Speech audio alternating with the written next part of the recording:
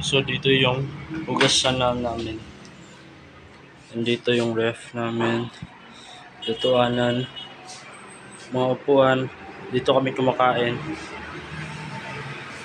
Ito yung CR namin. Lagayan ng mga plato. Lagayan ng mga sapatos.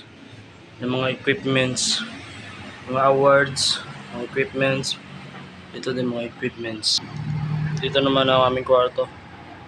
Dito upuan. Dito may kama din dito. Ano yan siya? Dalawa. Sa taas tsaka sa baba. Double deck dyan. Dito yung TV namin at yung radyo doon. At dito yung terrace namin. Napakaganda ng view dito guys.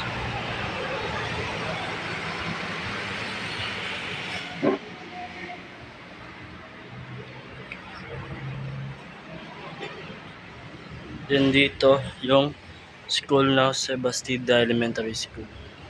Dito yung National Park.